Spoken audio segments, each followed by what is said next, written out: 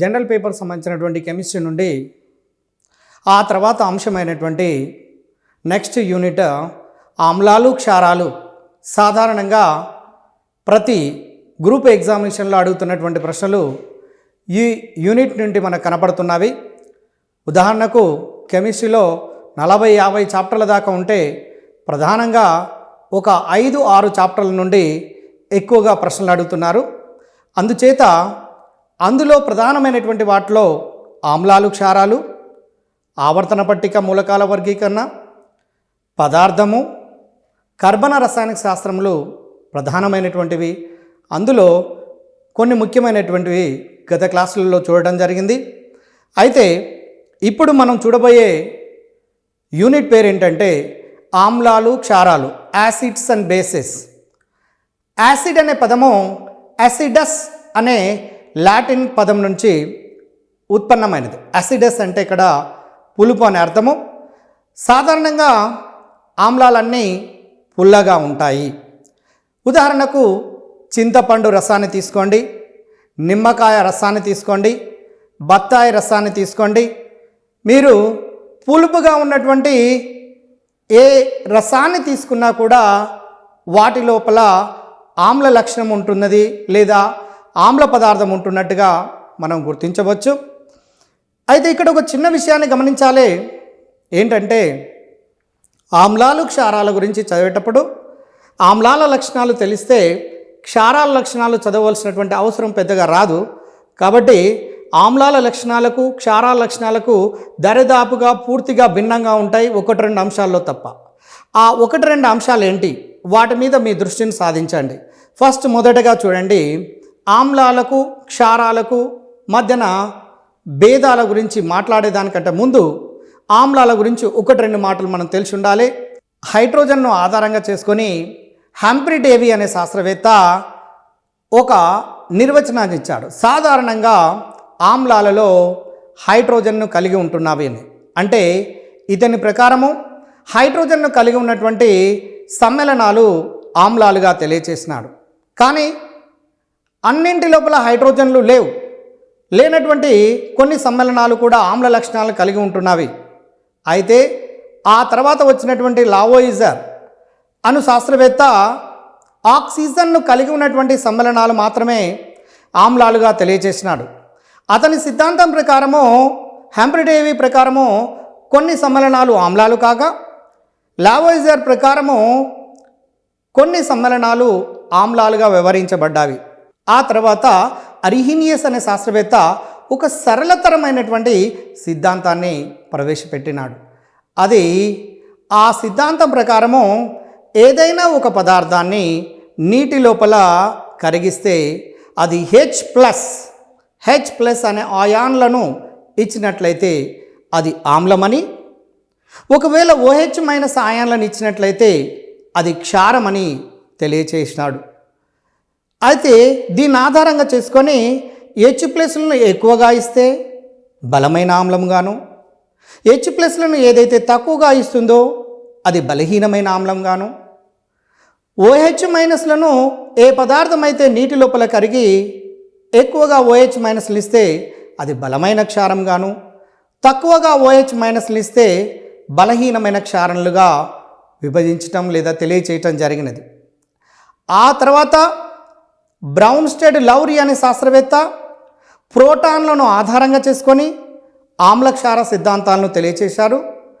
ఇతని సిద్ధాంతం ప్రకారము ప్రోటాను దాత ఆమ్లము, ప్రోటాన్ స్వీకర్త క్షారము అని తెలియచేశాడు. అంటే ప్రోటాన్లను ఆధారంగా తెలియచేసినటువంటి శాస్త్రవేత్త ప్రోటాన్లను ఆధారంగా చేసుకొని వర్గీకరణ లేదా ఆమ్లాలకు క్షారాలకు నిర్వచనం ఇచ్చినటువంటి శాస్త్రవేత్త బ్రౌన్స్టెడ్ లౌరీలు. అయితే ఆ తర్వాత ఆధునికమైనటువంటి శాస్త్రవేత్త లూయిస్ సిద్ధాంతం ప్రకారము ఎలక్ట్రాను జంట దాత క్షారము అని స్వీకర్త ఆమ్లంగా తెలియచేసినాడు. ఈ విధంగా వివిధ శాస్త్రజ్ఞులు వేరువేరుగా ఆమ్లక్షారాలను తెలియచేసినప్పటికీ కూడా ఏ ఒక్క సిద్ధాంతము కూడా పూర్తి ఆమ్లక్షారాలను తెలియచేయటం లేదు. అంచేత ఒక్కొక్క సిద్ధాంతంలో కొన్ని ఆమ్లాలు క్షారాలు తెలుస్తున్నాయి కాబట్టి వాటిని ఆధారంగా చేసుకొని మిగిలినటువంటి ధర్మాలను చదువుతూ వస్తున్నాము. అయితే ఆ తర్వాత ఇక్కడ ముఖ్యంగా గమనించాల్సింది ఏంటంటే ఆమ్లాలకు క్షారాలకు మధ్యన వ్యత్యాసాలు. నిత్య జీవితంలో ఎలాంటి ఆమ్లాలు క్షారాలు ఎదురవుతున్నాయి? ఉదాహరణకు సబ్బు అనేదాన్ని తీసుకోండి. సబ్బుతోని మనం స్నానం చేస్తున్నాం, బాత్రూమ్ లోపల సడన్గా జారి పడుతున్నటువంటి సంఘటనలు మనం చూస్తూనే ఉంటుంటాం. కారణం ఏంటంటే సబ్బుకు జారుడు స్వభావాన్ని కలిగి ఉన్నది. జారుడు స్వభావాన్ని కలిగి ఉన్నటువంటి పదార్థం ఏంటిదంటే క్షారము. అంటే సబ్బు యొక్క ద్రావణానికి క్షారగుణం ఉంటుందనేది మనకు తెలుస్తున్నది. అయితే ఇలాంటి నిత్య జీవితం సంబంధించినటువంటి అంశాలను జోడిస్తూ మనం చదువుతూ పోయినట్లయితే ఆమ్లాలు క్షారాలను సులభంగా అర్థం చేసుకొని కాంపిటేటివ్ ఎగ్జామినేషన్లో వస్తున్నటువంటి ప్రతి క్వశ్చన్కు ఆన్సర్ చేయడానికి అవకాశం ఉంటుంది. కాబట్టి ఇప్పుడు చూడండి, గమనించండి. ఆమ్లము క్షారము రెండు భాగాలుగా విభజన చేసుకోండి. ఆమ్లము ఒకవైపు, క్షారము రెండవ వైపు. ఆమ్లాలు చూడండి, ఆమ్లాలు అనేవి రుచికి పుల్లగా ఉంటాయి, ఇవి రుచికి చేదుగా ఉంటాయి. ఒకసారి టేస్ట్ చేసి చూడండి. క్షారాలు అనేటువంటివి రుచికి చేదుగా ఉంటాయి. ఆమ్లాలలో చేయి పెట్టి తాకినట్లయితే నీటిని తాకినట్టుగా కనపడతాయి, కానీ ఒకవేళ క్షార ద్రావణములో మీరు పెట్టి తాకి చూస్తే జారుడు స్వభావాన్ని కలిగి ఉంటుంది. దాన్ని బట్టి ఏది ఆమ్ల ద్రావణమో ఏది క్షార ద్రావణమో తెలుస్తుంది. అదేవిధంగా ఒక అంశము కామన్గా ఉన్నది, ఇవి విద్యుత్ వాహకాలే. ఆమ్లాలు అనేవి తమ గుండా విద్యుత్తును ప్రసరింపచేయనిస్తున్నవి, క్షారాలు కూడా తమ గుండా విద్యుత్తును ప్రసరింపచేయనిస్తున్నవి. అంటే ఏ ద్రావణాలు అయితే తమ గుండా విద్యుత్తును ప్రసరింపచేయనిస్తుంటాయో వాటిని విద్యుత్ విశ్లేష్యాలు లేదా ఎలక్ట్రోలైటులు అంటారు. అంటే ఆమ్లాలు క్షారాలు రెండు కూడా ఎలక్ట్రోలైటులేని అర్థం. అయితే ఒక విద్యుత్ ప్రసరణ జరగాలి అంటే ఒక పదార్థం గుండా స్వేచ్ఛాయుత ఎలక్ట్రాన్లైనా ఉండాలి, లేదా స్వేచ్ఛాయుత ఆయానుల కదలికనన్నా ఉండాలి. అంటే ఈ ద్రావణము లోపల స్వేచ్ఛాయుత ఆయానుల కదలిక ఉంటుంది. కాబట్టి ఆయాన్ల కదలిక కారణంతోనే ఇక్కడ విద్యుత్ ప్రసరణ అనేది జరుగుతూ ఉంటుంది. కాబట్టి డియర్ ఫ్రెండ్స్, జాగ్రత్తగా గమనించండి. ఆమ్లము క్షారము, ఇటు ఆమ్లాలలో pH విలువ 7 కంటే తక్కువగా ఉంటున్నవి, క్షారాలలో pH విలువ 7 కంటే ఎక్కువగా ఉంటున్నవి. మీ అందరికీ తెలుసు, ప్రతి ఆమ్లము క్షారంతో చర్య నుండి లవణము నీటిని ఏర్పాటు చేస్తుంది. అదేవిధంగా ప్రతి క్షారము ఆమ్లంతో చర్య నుండి లవణము నీటిని ఏర్పాటు చేస్తుంది. ఈ చర్యలను తటస్థీకరణ చర్యలు అంటారు.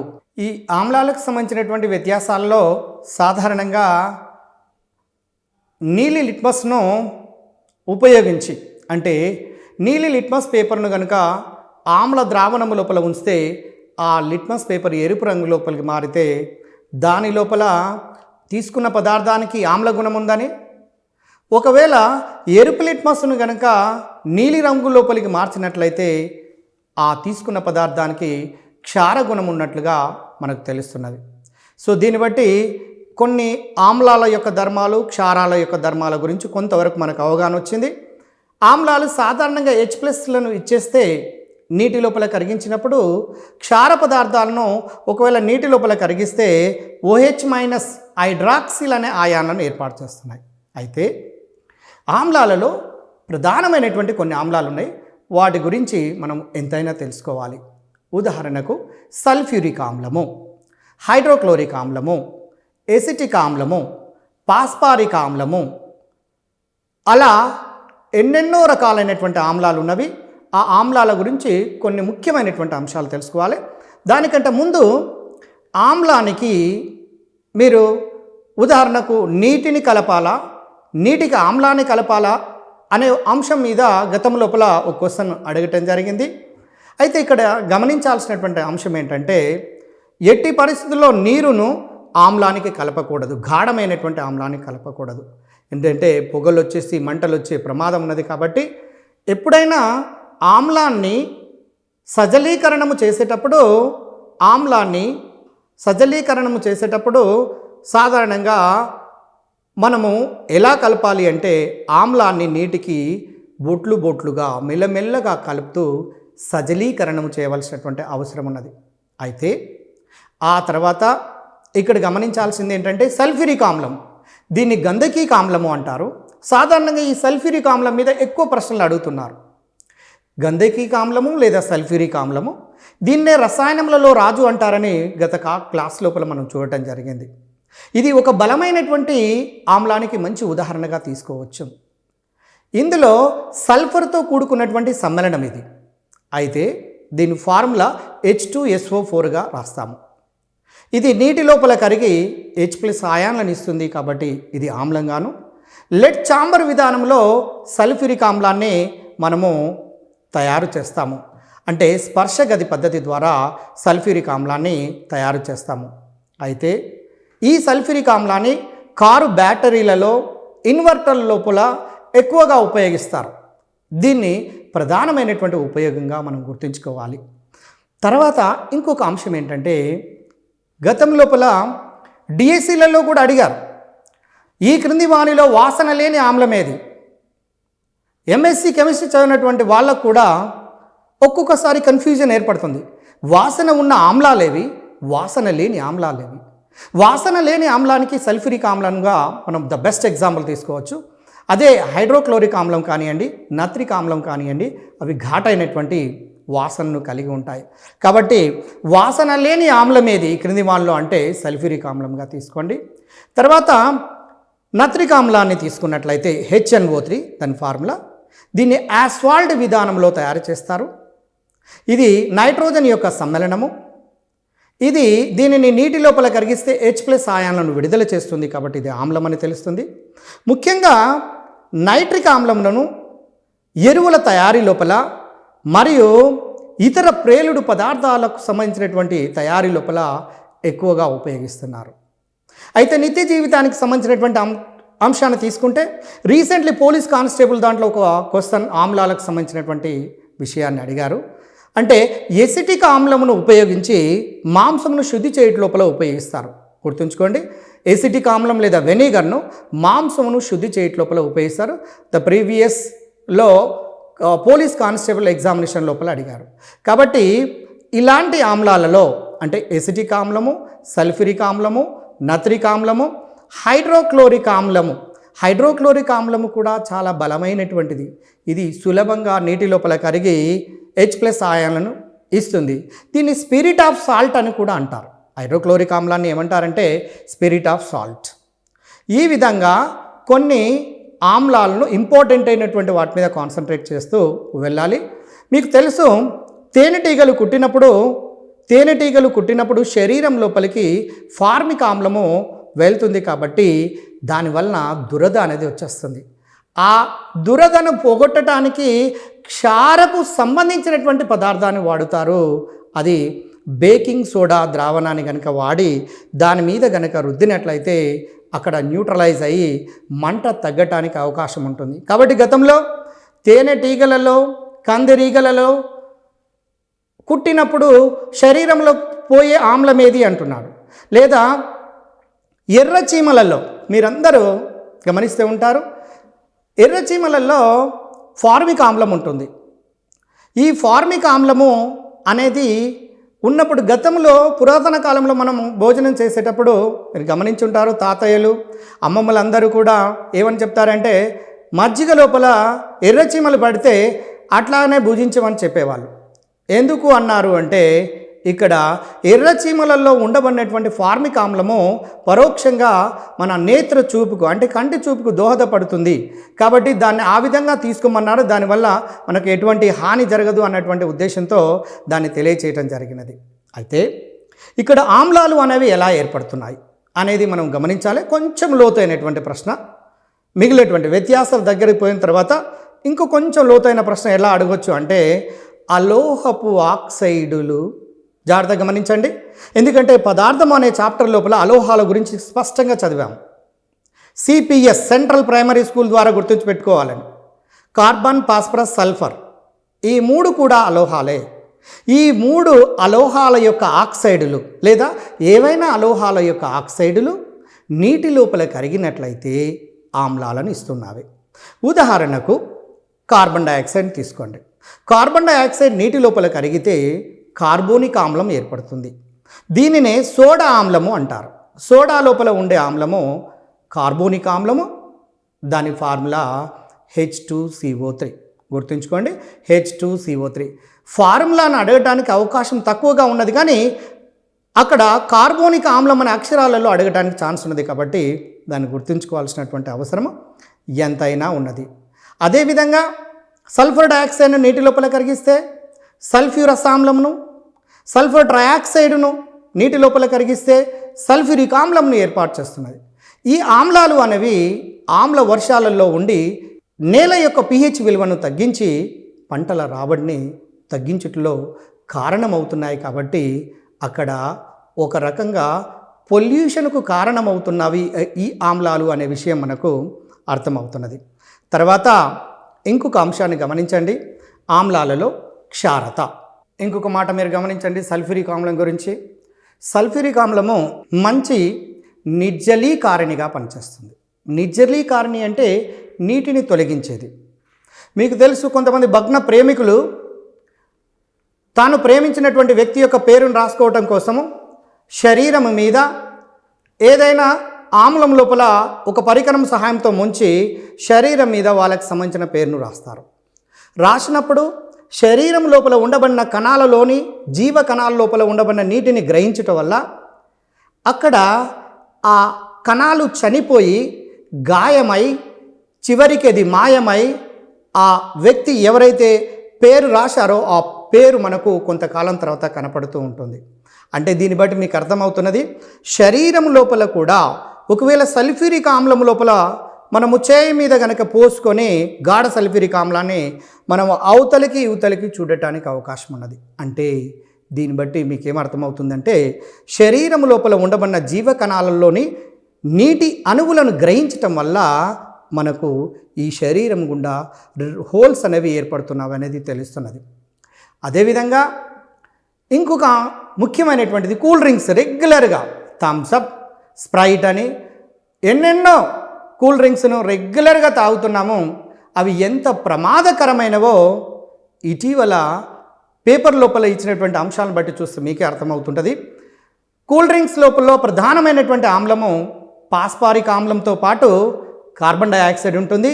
ఇది అనేక రకాల చెడు పరిణామాలకు దారితీస్తుంది. కాబట్టి సాధ్యమైనంత వరకు కూల్ డ్రింక్స్ను ముట్టుకోకుండా ఉండటం కోసమే ప్రయత్నం చేయాలి, కానీ రెగ్యులర్గా దాన్ని హ్యాబిట్గా చేసినట్లయితే దానివల్ల మనకు అనేక ఇబ్బందులను ఎదుర్కొనే అవకాశం ఉంటుంది. కాబట్టి రేపు శీతల పానీయముల లోపల ఉండే ఆమ్లం ఏది? పాస్పారిక్ ఆమ్లము. ఆమ్లము అనే పదాల లక్షణాలలో క్షారత అనే పదం వస్తుంది. క్షారత అంటే ఆమ్లమును నీటి లోపల కరిగించినప్పుడు విడుదల చేసే H+ ఆయానుల సంఖ్య. ఉదాహరణకు HCl తీసుకోండి. HCl గివ్స్ రైజ్ టు, దాన్ని గివ్స్ మీద నీరు అని రాసేయండి, H+Cl- విడిపోతుంది. అంటే ఈ ఆమ్లానికి క్షారత 1 అని అర్థం. HNO3 నీటిలో కరిగించండి, H+NO3- దీని క్షారత 1. అలాగనే H2SO4ను తీసుకోండి, నీటి లోపల కరిగించండి, 2H++SO4-2, ఇది 2 H+లను ఇస్తుంది. కాబట్టి దీని క్షారత 2. పాస్పారిక్ ఆమ్లాన్ని తీసుకోండి, H3PO4, ఇప్పుడే మనం చదువుకున్నాము కూల్ డ్రింక్లలో ఉండేది. H3PO4 నీటి లోపల కరిగిస్తే 3H+PO4-3, 3 H+లు ఇస్తుంది. కాబట్టి దీని క్షారత 3. అంటే ఒక ఆమ్లం యొక్క ఫార్ములా తెలిస్తే దాని క్షారతను సులభంగా గుర్తించవచ్చు. ఒకవేళ మనము క్షారాల దగ్గర కనుక వెళితే క్షారాల ధర్మాలలో ఆమ్లత అనేది ఉంటున్నది. మీకు తెలుసు, క్షారము అంటే ఏదైనా ఒక పదార్థాన్ని నీటి లోపల కరిగిస్తే OH- హైడ్రాక్సిల్ ఆయాన్లను ఏర్పరిచేది. అయితే ఇక్కడ NaOH, దీన్ని కాస్టిక్ సోడా అంటారు, గతంలో అడిగినటువంటి ప్రశ్న. ఈ NaOH నీటి లోపల కరిగించండి. చిన్నగా ఆలోచించండి, Na++OH-, ఒక OH- ఇస్తుంది. కాబట్టి దీని ఆమ్లత 1. క్షారాలకైతేనేమో ఆమ్లత ఉంటుంది, ఆమ్లాలకైతేనేమో క్షారత ఉంటుంది. కాబట్టి క్షారాల ధర్మాలను మనం చదువుతున్నాము కాబట్టి అందులో NaOH చూసాము. రెండవ దాన్ని తీసుకోండి, తడి సున్నము, calcium hydroxide CaOH taken to gives rise to Ca+2+2OH minus. అంటే 2 OH మైనస్లు ఇస్తుంది కాబట్టి దీని ఆమ్లత 2. సింపుల్గా మీరు ఊహించండి. ఒక్కసారి మీ పేపర్ పెన్ తీసుకొని AlOH taken 3 AlOH taken 3 aluminium hydroxide దీన్ని నీటి లోపల కరిగిస్తే ఎంత ఆమ్లత ఉంటుందో మీరు చెప్పొచ్చు, లేదా దాని యొక్క ఆమ్లత ఎంత అంటే డైరెక్ట్గా దాన్ని చూడగానే చెప్పొచ్చు 3 అని, ఎందుకంటే OH taken 3 ఉన్నది కాబట్టి. ఈ విధంగా ఆమ్లాలకు క్షారాలకు ఆమ్లత మరియు క్షారతలను గుర్తించడానికి అవకాశం ఉంటుంది. ఆమ్లత క్షారతల విషయం లోపల కూడా అవకాశం ఉన్నది ప్రశ్న, కాబట్టి దాన్ని దృష్టి లోపల పెట్టుకోవాల్సినటువంటి అవసరం ఉన్నది. ఇకపోతే క్షారాల విషయానికి వచ్చినట్లయితే క్షారాలు అనే పదం, దీన్ని బేసెస్, ఈ బేసెస్ అనేవి ఆల్కలి అనే పదం నుండి పుట్టినవి క్షారాలు అనే పదము. ఇందులో క్షారాలు రుచికి చేదుగా ఉంటాయి, నీటి లోపల కరిగిస్తే OH మైనస్లు ఇస్తాయి, వీటి యొక్క pH విలువ 7 నుంచి 14 వరకు ఉంటాయి. ఇవి తమ గుండా విద్యుత్ ప్రసరణను జరుపుతాయి. కారణము ఇవి ఎలక్ట్రోలైట్లు కాబట్టి ఆయాన్ల ప్రసరణ కదలిక అనేది ఉంటుంది. కాబట్టి NaOH అంటే ద్రావణాలు, క్షార ద్రావణాలన్నీ మంచి విద్యుత్ వాహకాలుగా పనిచేస్తుంటాయి. అదేవిధంగా క్షారమైన ప్రతి పదార్థము ఆమ్లంతో చర్య నుండి లవణము నీటిని ఏర్పాటు చేస్తుంది. దీనిని తటస్థీకరణ చర్య అంటారు. ఒకవేళ ఈ చర్యలో కొంత ఉష్ణము కనుక బయటికి వెలువడినట్లయితే దాన్ని తటస్థీకరణోష్ణము అంటారు. తటస్థీకరణోష్ణము అంటే ఆమ్లము క్షారంతో చర్య నొందిన, క్షారము ఆమ్లంతో చర్య నొందిన వచ్చే ఫలిత పదార్థము లవణము నీరే. అది ఉష్ణమోచక చర్య. చర్యలు 2 రకాలండి, గుర్తుపెట్టుకోండి. ప్రధానమైనవి ఉష్ణమోచక చర్యలు, ఉష్ణగ్రాహక చర్యలు. తెలివి కలిగినటువంటి అభ్యర్థి పదాన్ని ఆధారంగా చేసుకొని వెంటనే గుర్తిస్తారు. ఉష్ణగ్రాహక చర్య, ఏ చర్యల్లోనైతే ఉష్ణం గ్రహించబడుతుందో దాన్ని ఉష్ణగ్రాహక చర్య అని, ఏ చర్యల్లోనైతే ఉష్ణము బయటికి వెలువడుతుందో దాన్ని ఉష్ణమోచక చర్య అంటారు. అంటే ఆమ్లక్షార తటస్థీకరణ చర్యలన్నీ కూడా ఉష్ణమోచక చర్యలు. ఇది తప్పకుండా గుర్తుంచుకోవాలి. ఆ తర్వాత ఇంకొక ముఖ్యమైనటువంటి అంశము సూచికలు అనేవి చాలా ముఖ్యమైనటువంటివి. సూచికలను దేనికి వాడతారంటే పదార్థము ఆమ్ల స్వభావాన్ని కలిగి ఉందా లేదా క్షార స్వభావాన్ని కలిగి ఉందా అనే విషయాన్ని తెలియచేయటం కోసము సూచికలను వాడతారు. సాధారణంగా పరీక్షలలో అడుగుతున్నటువంటి సూచికలు ఫినాఫ్థలిన్ మరియు మీథైల్ ఆరెంజ్. బాగా గుర్తుంచుకోండి, ఫినాఫ్థలిన్ మరియు మీథైల్ ఆరెంజ్. ఫినాఫ్థలిన్ అనే సూచికను 1 లేదా 2 చుక్కలను ఆమ్ల ద్రావణములో వేస్తే వర్ణరహితంగా ఉంటుంది. ఆమ్ల ద్రావణంలో వేస్తే వర్ణరహితంగా ఉంటుంది. ఒకవేళ ఫినాఫ్థలిన్ అనే సూచికను క్షార ద్రావణములో వేస్తే పింక్ లేదా రెడ్ కలర్లో వస్తుంది. అంటే సూచికను బట్టి పదార్థం యొక్క స్వభావాన్ని తెలుసుకోవడానికి అవకాశం ఉంటుంది. రెండవది సూచిక మీథైల్ ఆరెంజ్. మీథైల్ ఆరెంజ్ ఆమ్ల ద్రావణములోనైతే పింక్ రంగు, ఎరుపు రంగును చూపిస్తుంది. క్షార ద్రావణములోనైతేనేమో పసుపు రంగును చూపిస్తుంది. అయితే ఈ సూచికలు ఆమ్ల ద్రావణములో ఏ రంగును, క్షార ద్రావణములో ఏ రంగును చూపిస్తున్నాయో కొంచెం మెల్లగా జాగ్రత్తగా గుర్తుంచుకోవాల్సినటువంటి అవసరం ఉన్నది. ఆ తర్వాత వృక్ష బూడిద అనేది కూడా ఒక క్షార పదార్థమే, గుర్తుంచుకోండి. వృక్ష బూడిద సోడియం కార్బోనేట్ ద్రావణము Na2CO3 ద్రావణము ఏ స్వభావాన్ని కలిగి ఉంటుంది అంటే క్షార స్వభావాన్ని కలిగి ఉంటుంది. మీకు తెలుసు క్షారాలన్నీ జారుడు స్వభావాన్ని కలిగి ఉంటున్నట్టుగా మనం గతంలో చూచాము. అయితే ఇక్కడ సబ్బు యొక్క ద్రావణానికి ఏ స్వభావం ఉంటుందంటే కూడా మనకు తెలిసిపోయింది, అది జారుడు స్వభావాన్ని కలిగి ఉంటుంది కాబట్టి క్షార స్వభావాన్ని కలిగి ఉన్నవి. అయితే ఇక్కడ నిత్య జీవితంలో ఉపయోగిస్తున్నటువంటి పండ్లలో, ఉపయోగిస్తున్నటువంటి పదార్థాల్లో ఏ రకపు ఆమ్లాలు, ఏ రకపు క్షార పదార్థాలు ఉంటున్నాయో తెలుసుకోవాల్సినటువంటి అవసరం ఎంతైనా ఉన్నది. ఉదాహరణకు రెగ్యులర్గా ఉపయోగిస్తున్నటువంటి టీలో టానిక్ ఆమ్లం ఉంటుంది. టీలో టానిక్ ఆమ్లం రెగ్యులర్గా కాలేజ్ స్టూడెంట్స్ అయితే మీరు గమనిస్తున్నారు, ప్రతిరోజు రెగ్యులర్గా కూల్ డ్రింక్స్ తాగుతున్నారు. ఆ కూల్ డ్రింక్స్ లోపల ఇప్పుడే మనం చర్చించుకున్నాము, పాస్పారిక్ ఆమ్లం ఉంటుంది. నిమ్మ, నారింజ లాంటి పండ్ల జాతులకు సంబంధించినటువంటి వాటి లోపల మీకు సిట్రస్ ఆమ్లం ఉంటుంది. ద్రాక్ష పళ్ళలో, చింతపండులో ఈ రెండింటి లోపల టార్టారిక్ ఆమ్లం ఉంటుంది. ఇది ఒక డైకార్బాక్సిలిక్ ఆమ్లం. ఈ టార్టారిక్ ఆమ్లాన్ని తేలు కుట్టిన చోట కూడా ఉపయోగిస్తారు, అంటే మంటను తగ్గించటం లోపల. అదేవిధంగా యాపిల్ పండ్లలో మ్యాలిక్ ఆమ్లం ఉంటుంది. చెరకు రసంలోనైతే గ్లైకాలిక్ ఆమ్లం ఉంటుంది. వెన్నలోనైతే బ్యూటరిక్ ఆమ్లాన్ని కలిగి ఉంటుంది. అదేవిధంగా శరీరం లోపల ఉండబడే ప్రోటీన్స్లోనైతేనేమో అమైనో ఆమ్లము, అమైనో అంటే NH2, ఆమ్లం అంటే COOH, ఈ రెండు గ్రూపులను కలిగి ఉన్నటువంటిది ఉంటున్నది. యూరిన్ లోపల యూరిక్ ఆమ్లం ఉంటున్నది. యూరిన్ లోపల యూరిక్ ఆమ్లం ఉంటే, క్రొవ్వులలో బాడీ లోపల ఉండబడినటువంటి క్రొవ్వులను కనుక తీసుకున్నట్లయితే స్టీరిక్ ఆమ్లం ఉంటున్నది. ఈ విధంగా వివిధ రకాల పదార్థాల లోపల ఆమ్లాలు ఉండటము మనము గమనిస్తున్నాము. ఒకవేళ సబ్బు ద్రావణములోనైతే క్షారాన్ని ఉంటున్నట్లుగాను, తడి సున్నము అంటే కాల్షియం హైడ్రాక్సైడ్, తడి సున్నము అనేది ఒక క్షార పదార్థము.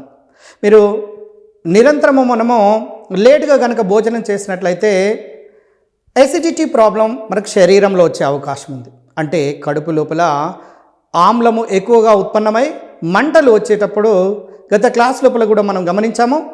ఈ మంటలను తగ్గించడానికి యాంటాసిడ్ ట్యాబ్లెట్ను మింగుతాం. ఆ మింగినటువంటి యాంటాసిడ్ ట్యాబ్లెట్లో క్షారం ఉంటుంది, మెగ్నీషియం హైడ్రాక్సైడ్ ప్రధానంగా, దాన్ని మిల్క్ ఆఫ్ మెగ్నీషియా అంటారు.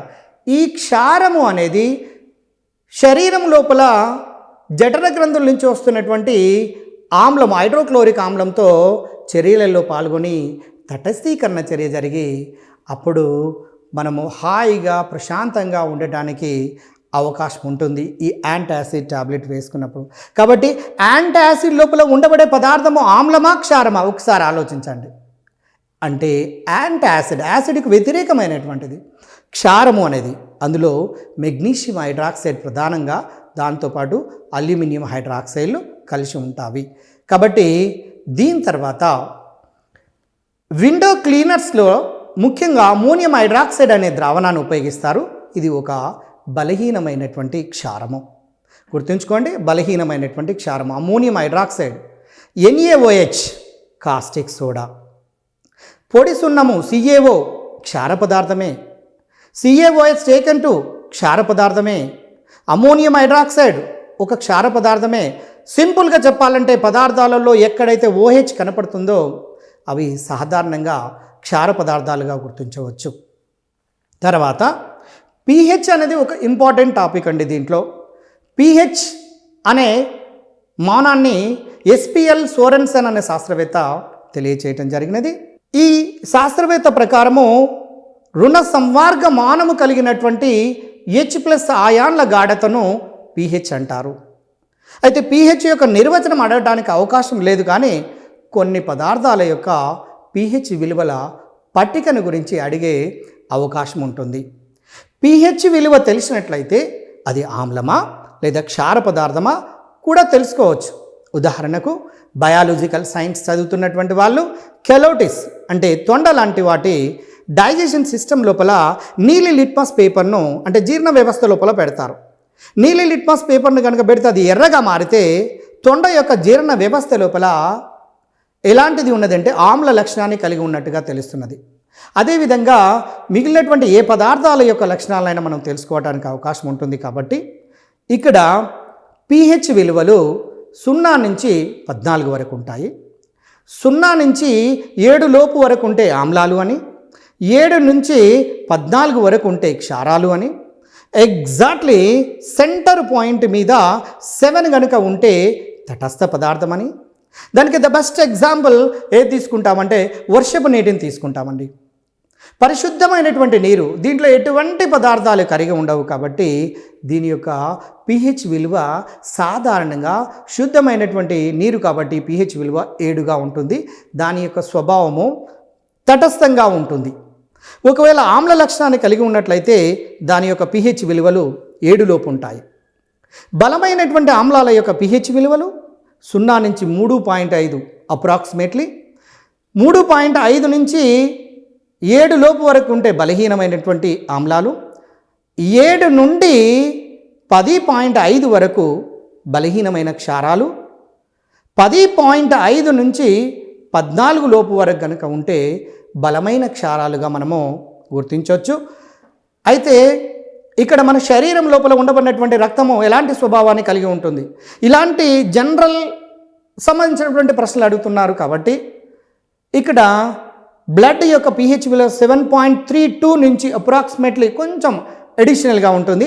అంటే 7 దాటి ఉన్నది కాబట్టి క్షార స్వభావాన్ని కలిగి ఉంటున్నట్లుగా మనకు అర్థమవుతున్నది.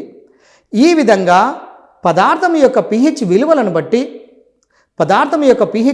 బట్టి ఆ పదార్థము ఆమ్ల స్వభావాన్ని కలిగి ఉందా, క్షార స్వభావాన్ని కలిగి ఉందా అనేది తెలుస్తున్నది.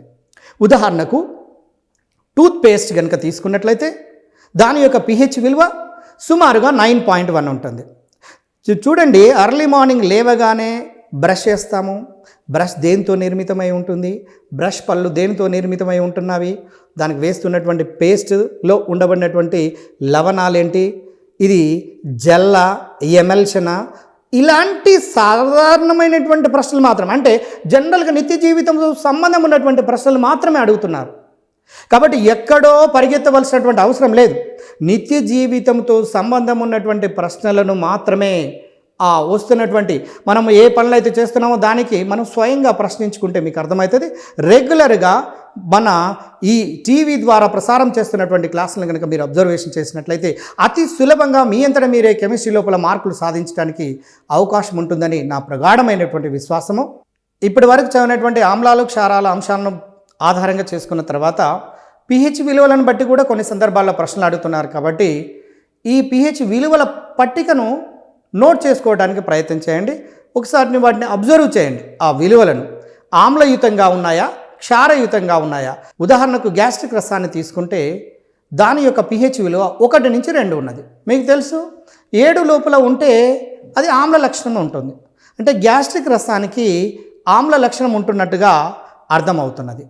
అదేవిధంగా ద్రాక్ష రసాన్ని కనుక తీసుకుంటే దాని యొక్క pH విలువ 3.2. అంటే ద్రాక్ష రసం కూడా పుల్లనిదే కాబట్టి దీనికి ఆమ్ల లక్షణం ఉన్నట్టుగా అర్థమవుతున్నది. బత్తాయి రసాన్ని తీసుకోండి. బత్తాయి ఆ రసం యొక్క pH విలువను తీసుకున్నట్లయితే 3.5 వరకు ఉంటుంది. ఇది కూడా ఆమ్ల లక్షణాన్ని కలిగి ఉంటున్నది. వెనిగర్ దీని యొక్క pH విలువను గమనిస్తే 4.3 వరకు ఉంటుంది. యూరిన్ యొక్క pH విలువను మీరు గమనించి చూడండి, 4.8 నుండి సుమారుగా 7.5 వరకు ఉంటుంది. అంటే విసర్జించబడే పదార్థం లోపల ఉండబడినటువంటి అణుఘటకాలను బట్టి ఇది ఆమ్లమా క్షారమా అని మనము చెప్పవచ్చు. అదేవిధంగా మీరందరూ పెన్ను పేపర్ను తీసుకొని మెల్లగా ఈ pH విలువల పట్టికను మెల్లగా రాసుకొని వాటిని అబ్జర్వ్ చేయండి. ఆమ్లమా, క్షారద్రావణమా, తటస్థ పదార్థమా. ఉదాహరణకు సోడా నీరుని తీసుకోండి. సోడా నీరుని తీసుకున్నట్లయితే దాని pH విలువ 5.5. అంటే సోడాకు ఆమ్ల లక్షణం ఉందా, క్షార లక్షణం ఉందా మీరే చెప్పచ్చు. ఆమ్ల లక్షణం ఉంది, ఎందుకంటే pH విలువ 7 లోపల ఉంది. కాఫీని తీసుకోండి, 4.8 అప్రాక్సిమేట్లీ. బీరు, అలాంటి బీరు యొక్క pH విలువను గమనించండి, 4.4. ఈ pH విలువ అంటే బీరు యొక్క pH విలువ 4.4 అంటే ఒక రకంగా మనం బీరును తాగుతున్నాము అంటే ఆమ్ల లక్షణము కలిగినటువంటి పదార్థాన్ని మన శరీరం లోపలికి నింపుతున్నట్లే లెక్క. అలాగనే అరటి జ్యూస్ కనుక తీసుకుంటే 5.0 అంటే ఇది కూడా ఆమ్ల లక్షణాన్ని కలిగి ఉంటుంది. క్యారెట్ జ్యూస్ యొక్క pH విలువను తీసుకుంటే 6గా ఉన్నది. అదేవిధంగా సారవంతమైనటువంటి నేల యొక్క pH విలువను గమనించండి, 6 నుంచి 7గా ఉన్నది. అంటే 7 లోపల ఉంటున్నది కాబట్టి కొంతవరకు ఆమ్ల లక్షణం ఉన్నట్టుగాను. మీ గతంలో మనం చదువుకున్నాము టూత్పేస్ట్ యొక్క pH విలువ ఎంతవరకు ఉంటుందంటే 9.1 వరకు. అంటే 9.1 అంటే టూత్పేస్ట్ అన్నది ఆమ్లమా క్షారమా అంటే 7 కంటే ఎక్కువగా ఉంటుంది కాబట్టి క్షార పదార్థము అనేది మనకు స్పష్టంగా అర్థమవుతున్నది. ఇక్కడ pH విలువలను మెల్లగా అబ్జర్వ్ చేయండి, మీకే తెలిసిపోతుంది. ఆ తర్వాత సముద్రపు యొక్క నీరుని తీసుకోండి. సముద్రపు నీటి లోపల మీరు పరిశీలన చేయండి, దాని యొక్క pH విలువను కనుక పరిశీలన చేస్తే 8 దాకా ఉంటున్నది. అంటే సముద్రపు నీటి యొక్క pH విలువ 8 అయితే బేకింగ్ సోడా లేదా తినే సోడా ద్రావణం యొక్క pH విలువను గమనిస్తే 8.2 వరకు ఉంటున్నది. అంటే ఇది కూడా ఎలాంటి లక్షణం కలిగి ఉన్నది అంటే క్షార లక్షణాన్ని కలిగి ఉన్నది. అప్పుడే పిండిన పాల యొక్క pH విలువ ఎంత? ఇటీవల కాలం లోపల అడిగినటువంటి ప్రశ్న ఈ విధంగా ఉన్నది. అంటే దాని యొక్క pH విలువ 6. అంటే అప్పుడే పిండినటువంటి పాల యొక్క pH విలువ 6 అంటే దానికి ఆమ్ల లక్షణం కలిగి ఉంటున్నట్టుగా మనకు అర్థమవుతున్నది. అదేవిధంగా పాలు ఒకవేళ పెరుగుగా మారినట్లయితే దాని యొక్క pH విలువ సాధారణంగా 6 లోపు వరకే ఉంటున్నది. కాబట్టి ఈ విధమైనటువంటి pH విలువలు సురక్షితమైనటువంటి నీటి యొక్క pH విలువను తీసుకుంటే సుమారుగా 6.5 నుంచి 7.5 వరకు ఉంటున్నవి అప్రాక్సిమేట్ వాల్యూస్. దీన్ని మీరు గమనించి చూడండి. దీన్ని బట్టి pH విలువను బట్టి ఒక ఆమ్ల పదార్థమా క్షార పదార్థం అనేది మనకు తెలుస్తున్నది. ఆ తర్వాత కారు బ్యాటరీ లోపల ఉపయోగిస్తున్నటువంటి క్షారము పొటాషియం హైడ్రాక్సైడ్. ఇంకొకటి ఆక్వారీజియా అనేది మనకు ఇంపార్టెంట్ ఒక అంశము. ఇది ఆమ్లాలకు సంబంధించినటువంటి 3 భాగముల HCl, 1 భాగము HNO3 అంటే 3 భాగముల హైడ్రోక్లోరిక్ ఆమ్లము, 1 భాగము నత్రిక ఆమ్లంల కలయిక గనక జరిగినట్లయితే దాన్ని ఆక్వారీజియా అంటారు. దీనిని బంగారము కరిగించుట లోపల ఉపయోగిస్తున్నారు. ఈ విధంగా ఆమ్లాలు క్షారాలలో ముఖ్యమైనటువంటి అంశాలను మనము పరిశీలించవలసిందిగా కోరుతున్నాను.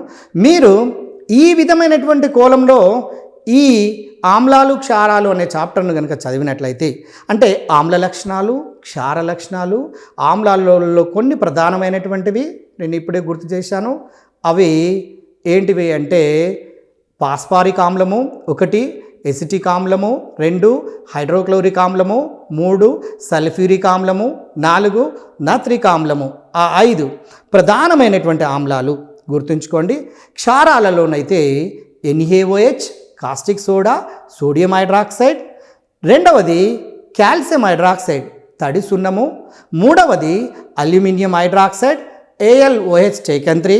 మీకు ఇది యాంటీ యాసిడ్ లోపల ఉపయోగిస్తారు అన్నటువంటి విషయాన్ని మనము చదివాము.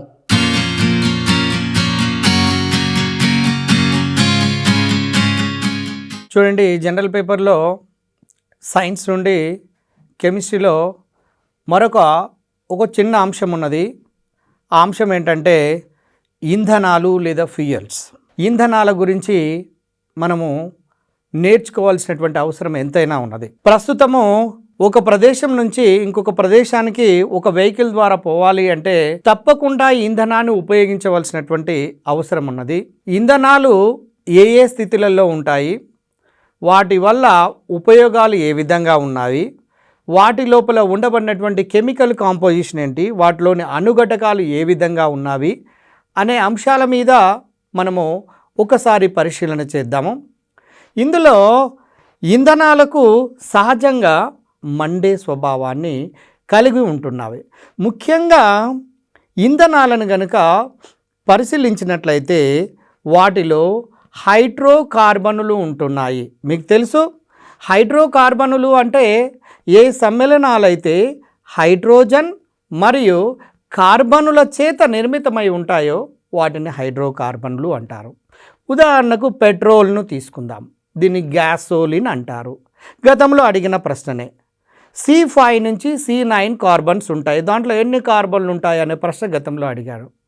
అందులోపల ఉండబడినటువంటి అణుఘటకాలను కనుక పరిశీలిస్తే హైడ్రోకార్బన్ల మిశ్రమమే ఉన్నది. కాబట్టి సాధారణంగా ఇంధనాలు హైడ్రోకార్బన్ల మిశ్రమంగా ఉన్నవి. వాటితో పాటుగా ఇతర పదార్థాలు ఉన్నప్పటికీ కూడా అవి స్వల్ప పరిమాణం లోపల ఉన్నవి. అయితే ఇక్కడ మీరు గమనించాల్సినటువంటి అంశం ఏంటంటే, ఇంధనము మండినప్పుడు గాలిలోని ఆక్సిజన్తోని దహనము చెంది కార్బన్ డైఆక్సైడ్ మరియు నీటి ఆవిరులను వెలువరుస్తూ కొంత ఉష్ణాన్ని బయటికి విడుదల చేస్తున్నాయి. అందువల్ల బాగా గమనించండి, దహనము చెందుట అనున్నది ఒక ఆక్సీకరణ చర్య. ఎందుకని ఇది ఆక్సీకరణ చర్య మీరు ఊహించండి. ఆక్సీకరణ చర్య అంటే ఆల్ ఇండియా రేడియో టెక్నిక్ ద్వారా మీరు నేర్చుకున్నారు. ఆక్సిజన్లను కలపడాన్ని ఆక్సీకరణం అంటారు.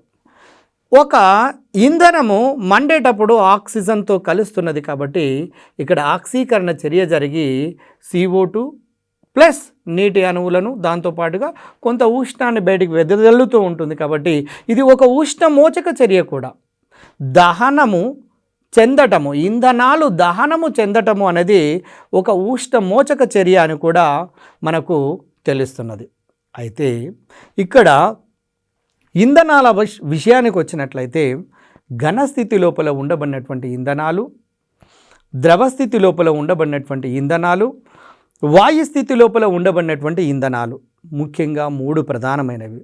అందులో ఉదాహరణకు ఘనస్థితి లోపల ఉండబడినటువంటి ఇంధనాన్ని తీసుకుందామండి. అందులో నేల బొగ్గు అనేది మీరు గమనించండి, కర్బన సమ్మేళనాలకు వనరు అని కూడా మనం నేర్చుకున్నాము కర్బన రసాయనిక శాస్త్రంలో. బొగ్గు అనేది వృక్షాలు లేదా జంతువుల యొక్క కళేబరాలు లేదా వాటికి సంబంధించినటువంటి పదార్థాలు, గట్టి పదార్థాలన్నీ కూడా భూమి లోపల కప్పబడి అధిక ఉష్ణోగ్రత పీడనాలకు లోనైనప్పుడు చివరికి బొగ్గు అనే ఒక పదార్థంగా మారుతూ ఉంటుంది. అయితే ఇక్కడ ఈ బొగ్గు మీద గతంలో అనేక రకాల ప్రశ్నలు అడగటం జరిగినది. బొగ్గు లోపల ఉండబడినటువంటి కార్బన్ యొక్క పర్సంటేజ్ను ఆధారంగా చేసుకొని దాని యొక్క నాణ్యత అనేది ఉన్నది.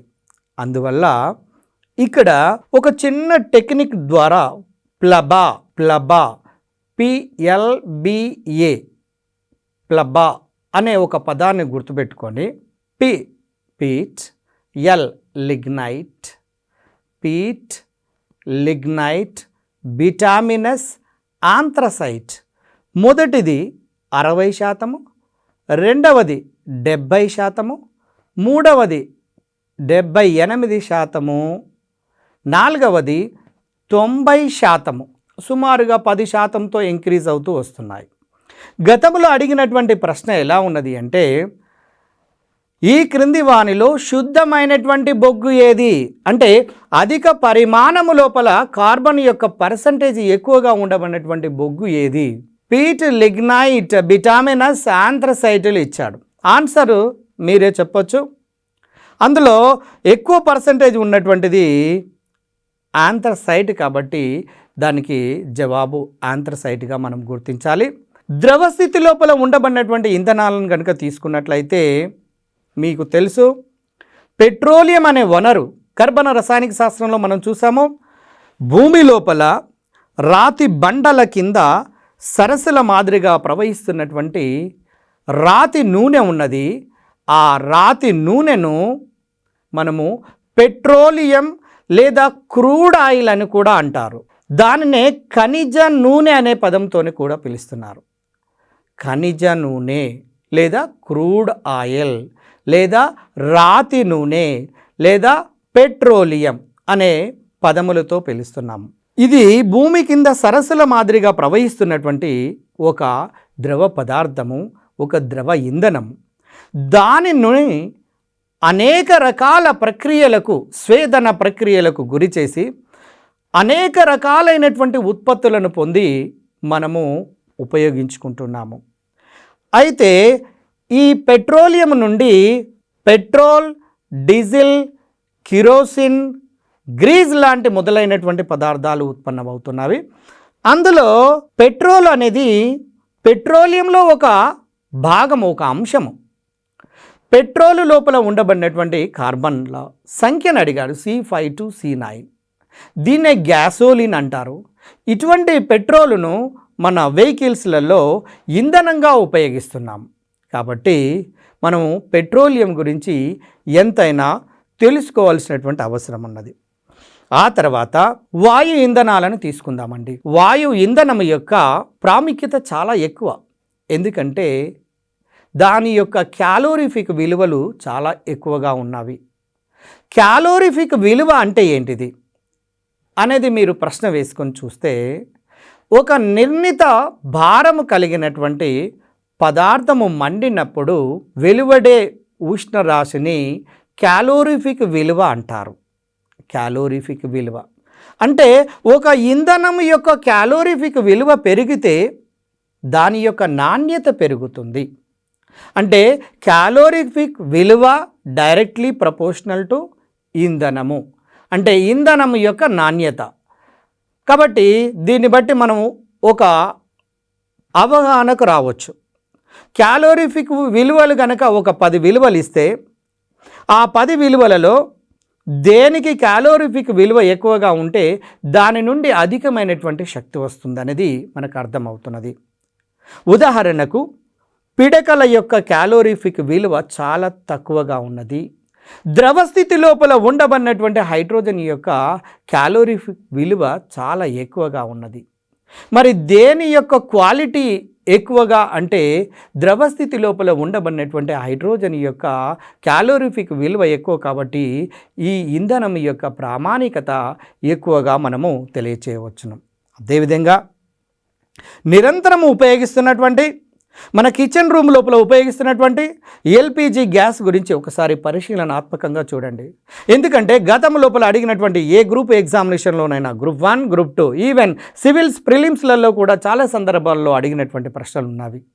అయితే ఈ కిచెన్ రూమ్ లోపల ఉపయోగిస్తున్నటువంటి సిలిండర్ లోపల ఉండబడినటువంటి ఎల్పిజి గ్యాస్ను, ఎల్పిజి అంటే లిక్విడ్ పెట్రోలియం గ్యాస్, మొదట వాస్తవానికి అది గ్యాస్ రూపంలోనే ఉంటుంది. ఆ గ్యాస్ రూపంలో ఉన్నప్పుడు అణువులు చాలా చాలా దూరంగా ఉంటాయి. కానీ అధిక పీడనానికి లోను చేసినప్పుడు అణువుల మధ్య దూరం అనేది తగ్గి, అణువుల మధ్య దూరము తగ్గుట వలన ఉష్ణోగ్రత తక్కువగా ఉండటం వల్ల అది వాయు స్థితి నుంచి ద్రవస్థితికి చేరుకుంటుంది. అంటే మనము ఊపి చూసినట్లయితే సిలిండర్ మీకు అర్థమవుతుంది. అదేవిధంగా ఎల్పిజి గ్యాస్ లోపల ప్రధానమైనటువంటి వాయువు ఏది అని ఎన్నో సందర్భాల్లో అడిగినటువంటి ప్రశ్న. దానికి సుమారుగా నేను అనుకుంటాను దానికి జవాబు తెలియనటువంటి వ్యక్తులే ఉండరు గ్రూప్ 2 రాసేవాళ్ళు. నార్మల్ బ్యూటేన్ అని ఆర్ట్స్ చదివిన సైన్స్ చదివిన అవలీలగా చెప్పేస్తుంటుంటారు. కానీ ఇటీవల జరుగుతున్నటువంటి ఇక రాబోయే ఎగ్జామినేషన్లో మన టీఎస్పిఎస్సి వాళ్ళు నిర్వహించినటువంటి ఎగ్జామినేషన్ బట్టి చూస్తే దానిలో కొంత సంక్లిష్టతను పెంచే అవకాశం ఉన్నది. అది ఏంటంటే దానిలో ఎల్పిజి గ్యాస్లో ఒక నార్మల్ బ్యూటేనే కాకుండా ఈథేన్ 2 కార్బన్లు కలిగినది, ప్రోపేన్ 3 కార్బన్లు కలిగినది, బ్యూటేన్ 4 కార్బన్లు కలిగినది, అదేవిధంగా ఐసోప్రోపీన్ లాంటి వివిధ సమ్మేళనాలతోని అది నిర్మితమై ఉన్నప్పటికీ కూడా అతి ప్రధానమైనటువంటిది మాత్రం నార్మల్ బ్యూటేన్. ఒకవేళ ప్రశ్నను కాంప్లికేటెడ్గా లేదా సంక్లిష్ట స్థాయిని పెంచదలుచుకున్నట్లయితే పేపర్ సెట్టర్స్ ఇంతవరకు అందరూ కేంద్రీకరించినటువంటిది ఒక బ్యూటేనే కాకుండా మిగిలినటువంటి వాయువుల మీద కూడా మీరు దృష్టి సాధించవలసినటువంటి అవసరం ఉన్నది. అయితే ఎల్పిజి గ్యాస్ ఒకవేళ ఏదైనా ప్రమాద కారణంతోనే మనకు కిచెన్ రూమ్ లోపల కనుక లీకేజ్ అయినట్లయితే మనకు దానికి అంటూ ఒక ప్రత్యేకమైనటువంటి వాసన అనేది కనుక లేకపోతే మనం గుర్తించలేము. కాబట్టి దానికి మీథైల్ మెర్కాప్టాన్ CH3SH ఇక్కడ ఫార్ములా అడగటం లేదు, మీథైల్ మెర్కాప్టాన్ అనే ఒక సమ్మేళనాన్ని ఈ సిలిండర్ లోపల ఉండబడినటువంటి ఎల్పిజి గ్యాస్ కలుపుతున్నారు. అందుచేత ఎప్పుడైతే లీక్ అవుతుందో ఒక రకమైనటువంటి స్మెల్ వస్తుంది. వెంటనే మనము ఓహో ఇక్కడ ఎల్పిజి గ్యాస్ లీక్ అవుతుందని గుర్తించి దానికి సంబంధించినటువంటి జాగ్రత్తలను మనం తీసుకుంటున్నాము. అయితే ఇక్కడ ఇంకొక పదం తెలవాలి, ఇది నాకింగ్. నాకింగ్ అనే పదం ఏంటిదంటే వాహనాలు వెళ్ళేటప్పుడు ఒక రకమైనటువంటి శబ్దాన్ని ఇస్తుంటుంటాయి. అలాంటి శబ్దాన్ని నాకింగ్ అంటారు. అయితే ఈ నాకింగ్ అంటే శబ్దము ఎక్కువగా రాకుండా టెట్రాఈథైల్ లెడ్ అనే ఒక సమ్మేళనాన్ని పెట్రోలుకు కలిపి మన వాహనములను నడుపుతూ ఉన్నాము. కానీ ఇటీవల కాలంలో వాహనాల సంఖ్య పెరిగి ఈ కాలుష్యం పెరుగుట వలన లెడ్ అనేది వాతావరణం లోపలికి ఎక్కువ పరిమాణం లోపల వచ్చి మనకు మానసికమైనటువంటి సమస్యలు తేవటం లోపల ప్రధానంగా కారణమవుతుంది. అందువల్ల ఇటీవల కాలంలో టెట్రాఈథైల్ లెడ్కు బదులుగా అన్లెడెడ్ పెట్రోల్ను ఉపయోగిస్తున్నారు. కారణం ఏంటంటే వాతావరణ కాలుష్యాన్ని తగ్గించడం కోసం మాత్రమే దాన్ని ఉపయోగించడం జరుగుతున్నది. అయితే ఇంకా వాయు ఇంధనాలను కనుక తీసుకున్నట్లయితే ప్రధానమైనటువంటి వాయువులలో సహజమైనటువంటి వాయువు ఒకటి ఉంది, మీకు తెలుసు. అది కర్బన రసాయనిక శాస్త్రంలో ఒకసారి చూసాము. పెట్రోలియం సరస్సుల మాదిరిగా భూమి క్రింద బండరాతల కింద ప్రవహిస్తూ ఉంటే ఆ పెట్రోలియము రాతి నూనె పై భాగంలో ఒక రకమైన గ్యాస్తోని కప్పబడి ఉంటుంది. దానిని సహజ వాయువు అంటాము. ఆ సహజ వాయువులో ముఖ్యంగా ఆలుకేన్ల మిశ్రమము, అందులో మీథేన్ యొక్క పరిమాణము చాలా ఎక్కువగా ఉంటున్నట్లుగా మనము గుర్తించటం జరిగినది. వాయు ఇంధనాల గురించి మనం చూస్తున్నాము. వాయు ఇంధనాలు ద్రవ మరియు ఘన ఇంధనాలతో పోల్చినట్లయితే క్యాలోరిఫిక్ విలువలు చాలా ఎక్కువగా ఉంటాయి. కాబట్టి వీటి నాణ్యత ఎక్కువగా ఉంటున్నట్లుగా మనము నిర్ధారణ చేసుకోవచ్చును. అందులో కొన్ని ఉదాహరణలను తీసుకొని చూద్దాము. ఒకటి సహజ వాయువు, రెండవది కోల్ గ్యాస్, 3 బయోగ్యాస్, 4వది producer gas, 5 water gas, 6 semi water gas, 7 acetylene gas, 8 oil gas.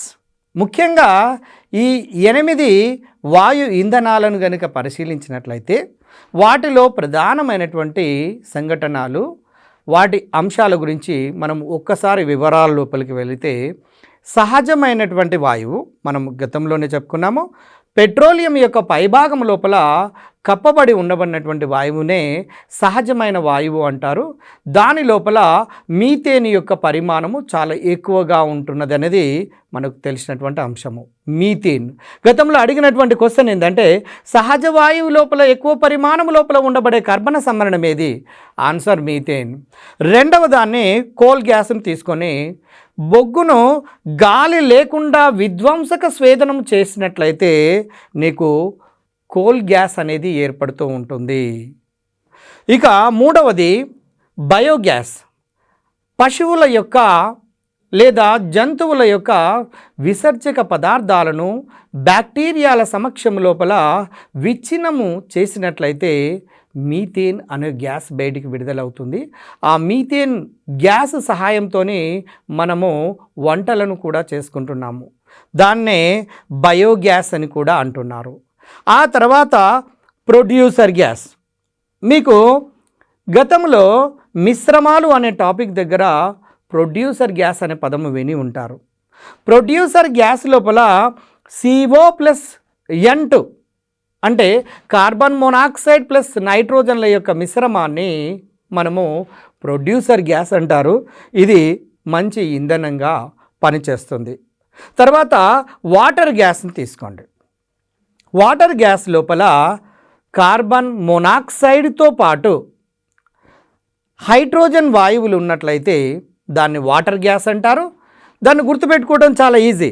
CO+H2 అంటే H2కు ఈ ఆక్సిజన్ కలిపినట్లయితే వాటర్ కనపడుతుంది. కాబట్టి మనము దాన్ని వాటర్ గ్యాస్గా గుర్తించడానికి ఈజీగా అవకాశం ఉంది. అదే ప్రొడ్యూసర్ గ్యాస్లోనైతే కార్బన్ మోనాక్సైడ్ ప్లస్ నైట్రోజన్ గ్యాస్లతో ఉంటుంది.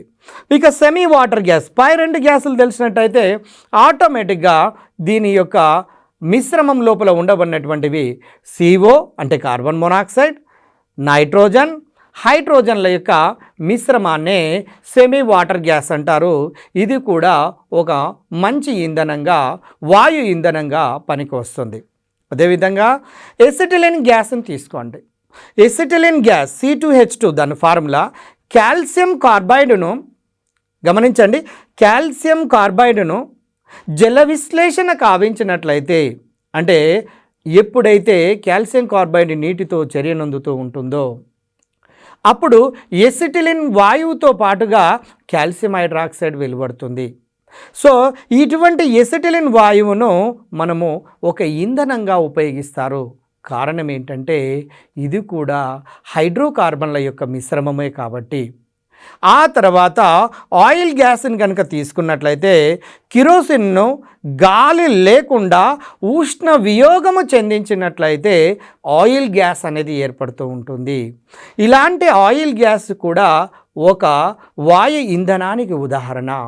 ఇప్పుడు మనం చూసినటువంటి ఈ 8 రకాల వాయు ఇంధనాలు మనకు జీవితంలో అనేక రకాలుగా మనకు ఉపయోగపడుతూ ఉన్నాయి. చూడండి, ఇప్పుడు వాయు ఇంధనాల గురించి చూసాము. వాటిలో కొన్ని ప్రధానమైనటువంటి వాటి సంఘటనలు, వాటి పర్సంటేజీలు అవి ఏ విధంగా ఉపయోగపడుతున్నాయో గమనిద్దాము. మొదటిది తీసుకోండి, సహజ వాయువు, న్యాచురల్ గ్యాస్. పెట్రోలియం పైభాగంలో ఉంటుంది. దాన్ని కనుక తీసుకుంటే సుమారుగా 85% వరకు మీథేన్ ఉంటే 10% వరకు ఈథేన్ ఉంటుంది. అంటే మీథేన్, ఈథేనులు రెండు కూడా ఆల్కీన్ల యొక్క మిశ్రమమే. ఇది గృహ మరియు పారిశ్రామిక ఇంధనంగా ఉపయోగపడుతుంది. ఇక్కడ సహజ వాయువు అనేది గృహ ఇంధనంగానే కాకుండా పారిశ్రామిక ఇంధనంగా కూడా ఉపయోగపడుతుంది. ఇంకొక దాన్ని మనము అబ్జర్వ్ చేసినట్లయితే ప్రొడ్యూసర్ గ్యాస్ని తీసుకొని చూడండి. ప్రొడ్యూసర్ గ్యాస్ లోపల ఎక్కువ పర్సంటేజ్ ఉండబడింది నైట్రోజన్. దాని యొక్క శాతము సుమారుగా 64% ఉంటే కార్బన్ మొనాక్సైడ్ 33%. అదే కార్బన్ డైఆక్సైడ్ యొక్క పర్సంటేజ్ 3 మాత్రమే. మళ్ళొకసారి గమనించండి, nitrogen 64%, carbon monoxide 33%, carbon dioxide 3%. ఈ ప్రొడ్యూసర్ గ్యాస్ అనేది స్టీలు మరియు గాజు పరిశ్రమల లోపల ఉపయోగిస్తారు. ఇక ముఖ్యమైనటువంటి వాటిని మనం పరిశీలన చేస్తున్నాము. అందులో ఇంకొకటి వాటర్ గ్యాస్. మీకు తెలుసు, వాటర్ గ్యాస్లో ప్రధానమైనటువంటిది కార్బన్ మొనాక్సైడ్ ప్లస్ హైడ్రోజన్. ఇందులో సుమారుగా హైడ్రోజన్ యొక్క పర్సంటేజ్ని కనుక చూసినట్లయితే 45 నుంచి 50% వరకు, కార్బన్ మొనాక్సైడ్ పర్సంటేజ్ని గమనించినట్లయితే 40 నుంచి 50% వరకు, కార్బన్ డైఆక్సైడ్ యొక్క పర్సంటేజ్ని గమనిస్తే 4% వరకు ఉంటుంది. నైట్రోజన్ పర్సంటేజ్ను గమనిస్తే 3% వరకు ఉంటుంది. ఈ మొత్తం యొక్క మిశ్రమాన్ని వాటర్ గ్యాస్ అంటున్నాము. ఇది పారిశ్రామిక ఇంధనంగా ఉపయోగపడుతుంది. పారిశ్రామిక ఇంధనంగా వాటర్ గ్యాస్ అనేది ఉపయోగపడుతుంది. ఆ తర్వాత సెమీ వాటర్ గ్యాస్, జనరల్గా CO plus N2 plus H2 ఈ మూడిటి యొక్క మిశ్రమం సెమీ వాటర్ గ్యాస్. అందులో నైట్రోజన్ యొక్క పరిమాణాన్ని గమనించండి, 50 నుంచి 55% వరకు ఉంటుంది. కార్బన్ మొనాక్సైడ్ యొక్క పర్సంటేజ్ని గమనిస్తే 20 నుంచి 28% వరకు ఉంటుంది. అదే హైడ్రోజన్ యొక్క శాతాన్ని పరిశీలిస్తే 10 నుంచి 12% వరకు ఉంటుంది. మీథేను 1 నుండి సుమారుగా 12% వరకు ఉంటుంది. ఇది స్టీల్ యొక్క పరిశ్రమల లోపల ఈ సెమీ వాటర్ గ్యాస్ను ఉపయోగిస్తున్నారు. ఇక అతి ముఖ్యమైనటువంటి వాటిలో ఒకటి గుర్తుంచుకోవాలి, గోబర్ గ్యాస్ లేదా దాన్నే బయోగ్యాస్ అంటారు. బయోగ్యాస్ లోపల ఉండబడిన వాయువేది లేదా గోబర్ గ్యాస్ లోపల ఉండబడిన ప్రధానమైనటువంటి వాయువేది అంటే మీథేన్ గ్యాస్. హైయెస్ట్ పర్సంటేజ్ ఉంటుంది, సుమారుగా 70% వరకు ఉంటుంది బయోగ్యాస్ లేదా గోబర్ గ్యాస్ లోపల. ఇక మిగిలినటువంటివి కార్బన్ డైఆక్సైడ్, నైట్రోజన్, హైడ్రోజన్ల యొక్క పర్సంటేజ్ సుమారుగా 30% వరకు ఉంటున్నవి. ఇది అంటే గోబర్ గ్యాస్ను మనము గృహంలో ఇంధనంగా అంటే గృహ ఇంధనంగా ఉపయోగిస్తున్నారు. ఈ విధంగా ఇంధనాల యొక్క ప్రాముఖ్యతను గురించి తెలుసుకొని తర్వాత ఇంకొకటి చివరగా ఎల్పిజి గ్యాస్ని మీరు గమనించండి, లిక్విడ్ పెట్రోలియం గ్యాస్. దాంట్లో ప్రధానమైనది నార్మల్ బ్యూటేన్ అయినప్పటికీ ఇతర హైడ్రోకార్బన్లు కూడా ఉంటాయి అనే విషయాన్ని మనం గతంలో చర్చించడం జరిగింది. నార్మల్ బ్యూటేన్ యొక్క పర్సంటేజ్ సుమారుగా 30 నుంచి 40% వరకు ఉంటే ప్రోపిన్ 2.8%, ప్రొపిలిన్ 2.5%, ఐసోబ్యూటేన్ సుమారుగా 30 నుంచి 40% ఉంటుంది. ఈ ఎల్పిజి గ్యాస్ను గృహాల్లో ఇంధనంగా ఉపయోగిస్తున్నాము. కాబట్టి ఇక్కడ ఘనస్థితి లోపల ఉండబడిన ఇంధనాలు, ద్రవస్థితి లోపల ఉండబడిన ఇంధనాలు, వాయుస్థితి లోపల ఉండబడిన ఇంధనాలు, వాటి యొక్క క్యాలోరిఫిక్ విలువల పట్టికను మీరు గమనించినట్లయితే మీకు ఏది మంచి ఇంధనము, ఏది మామూలు ఇంధనము, ఏది బాగా ఉపయోగపడుతుంది అనే విషయాలు మీకు స్పష్టంగా మీకు అర్థమైపోతుంటాయి. కాబట్టి వీటిని పరిశీలనాత్మకంగా గమనించి రేపు రాబోయే గ్రూప్ 2 పరీక్షలలో ఇలాంటి తరహా ప్రశ్నలు అడిగినప్పుడు సులభంగా మీరు జవాబు చేయడానికి అవకాశం ఉంటుంది.